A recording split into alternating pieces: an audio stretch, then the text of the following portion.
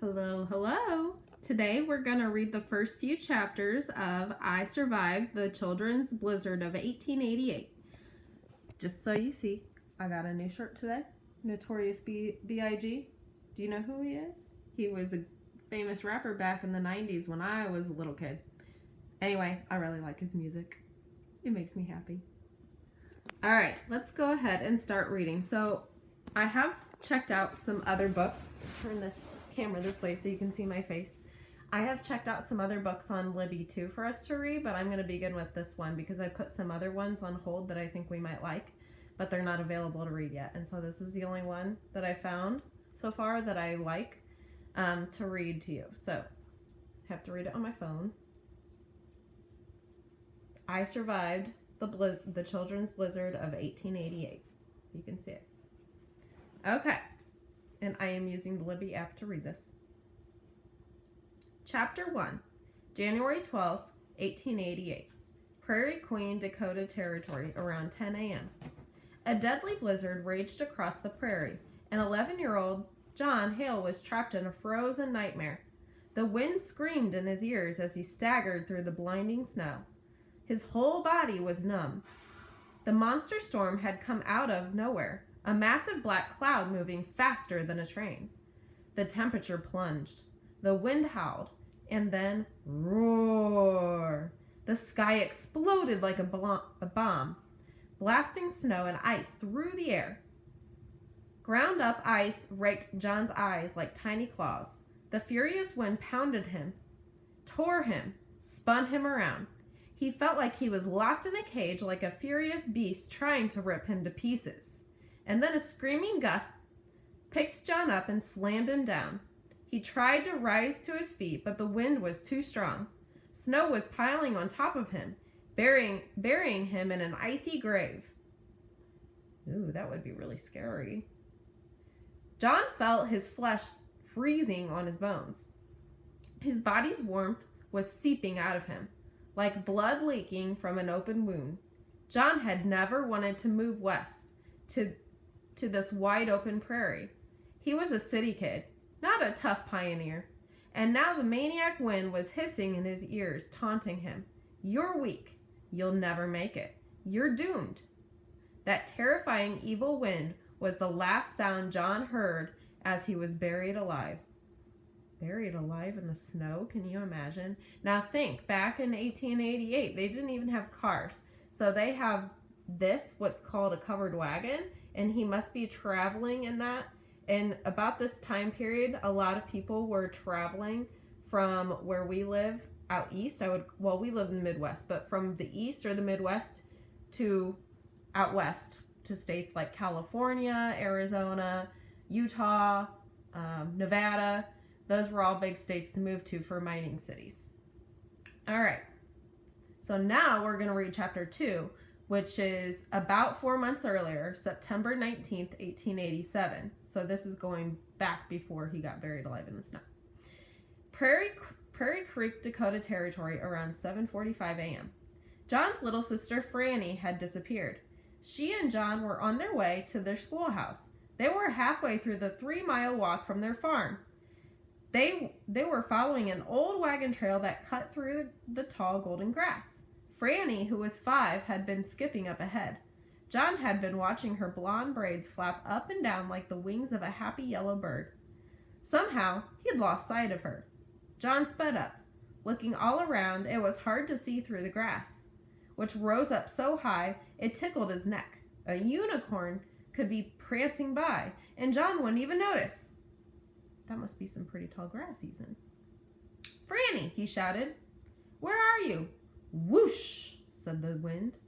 Swish, said the grass. Oh, and I wanted to mention, 3-mile walk. Can you imagine walking 3 miles to school? So Miss Will, I run 5 miles every day, and I'm kind of slow. It takes me 1 hour to do 5 miles. And it probably takes me 30 minutes to do 3 miles, and that's walking really quickly or running and walking at the same time. So Can you imagine 3 miles just there? So then when they walk home, they have to walk 3 more miles to school every day. That's crazy. And can you imagine walking that in the snow? Wow. We are so lucky we have transportation these days. And here's a picture of them running in the tall grass. But no sign of Franny. John sighed. She must be playing hide and seek, her favorite game. When Franny found a good spot, she'd sit there forever. She was going to make them late. It was hard enough for John, going to a school where he had no friends, but his teacher, Miss Rule, was mean. Maybe I kind of like you guys all think that I'm a mean teacher sometimes. I wonder if he'll learn to like her. He pictured her now, her hair stretched back in a bun, her eyes glaring through her little round glasses. She was young and barely 5 feet tall, but she ruled over the schoolhouse like a Civil War general. John had never seen her once smile. When kids were late, Miss Rule made them stay in for recess and memorize some boring poem. Torture! Franny! John shouted. He stood on his tiptoes, peering into the distance. All he could see in any direction was wide open prairie. It seemed to stretch out forever, an ocean made of grass. He still couldn't get used to it. He still couldn't get used to it, all this empty land. See, I even have to practice my fluency skills every once in a while and back up and reread. John and Franny and their parents had moved here to Dakota about a year ago from Chicago. It wasn't John's idea. He had been happy living in a city. But Ma and Pa were fed up with their dark little apartment, their cursing neighbors, and the noise and the stink that rose up from the street.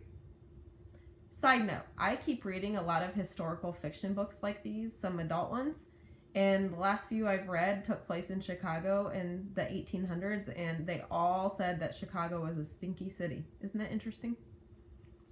It has to do with they had a lot of slaughterhouses in Chicago back in the 1880s, and that's why it was stinky. It stunk like dead animals and manure.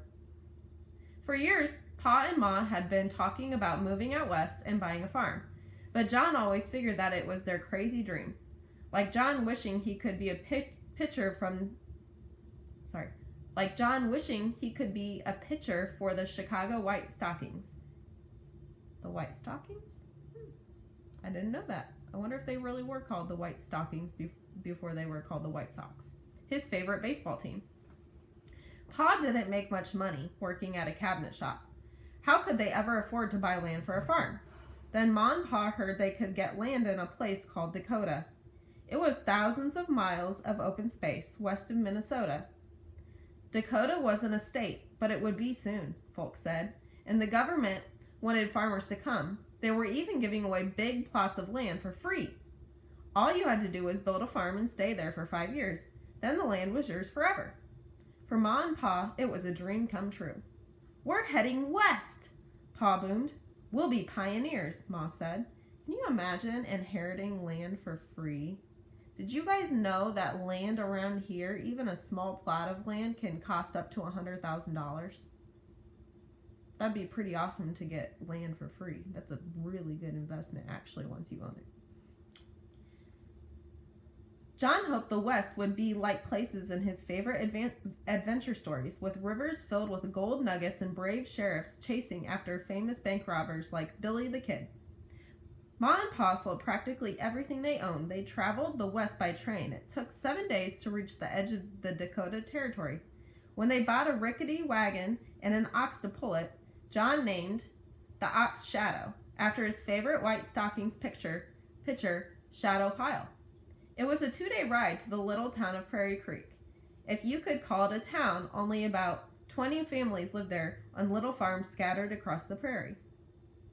The main street was a dusty strip of dirt with a general store on one side and a hardware store and tiny hotel on the other. John's family settled on a 160-acre piece of land about 2 miles outside of town. 160 acres they're going to get for free if they stay there for 5 years. Now, most farms around here, like a plot of land that you would just put a house on, would be like 1 or 2 acres. That's a lot of land. There were no rivers of gold, no brave sheriffs. There wasn't even a bank for a guy like Billy the Kid to rob. There was only empty space and endless work. John and Pa were sometimes out in the fields from dawn until dark. Ma hardly ever stopped scrubbing and cooking and sweeping. Franny's scrawny little arms had sprouted muscles like hauling buckets of water from the well. And the weather, the roasting summer sun, the thunderstorms that blackened the skies, winter days so cold your spit froze before it hit the ground, blizzards that came out of nowhere. Last winter, the snow piled up almost to the rooftop. Pa had to dig a tunnel to get from the house to the barn. But for John, the worst part was the emptiness. He got a lonely feeling when he looked out over the prairie, and an ache inside him. It felt like a cold wind blowing right through his chest. John didn't belong here. He felt stranded in the middle of nowhere, and now Miss Rule was going to punish him for being late. Franny! But wait, what if Franny wasn't playing a game? She could have wandered too far into the grass and gotten lost. Last year, a little boy from town disappeared. One minute, he had been chasing jackrabbits behind his family's house. The next minute, he vanished. John and Pa joined the big search, but the poor kid was never found. It was like the prairie had opened its grassy jaws and swallowed him whole. John cupped his hands around his mouth and yelled at the top of his lungs, "Franny!" The grass swished. The wind moaned.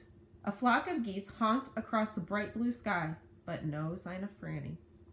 So I'm going to stop right there, and I will read more tomorrow. I'll read chapters 3 and 4. So far, the boy has moved from Chicago to Dakota. Now, North Dakota and South Dakota, the territory of Dakota was divided into the North and South when they became states. So that's if you look at a map, I can't show you a map right now, I wish I could. If you look at a map, Chicago and North and South Dakota are quite a ways away from each other. So he has moved completely to a new town, no friends. There's nothing to do around him because if you think back then, there weren't really any towns. Like we live in Fort Wayne, and if you go in the country, it's not that far away to go to civilization where some people might be, but people are miles and miles away from him, and then he's walking into a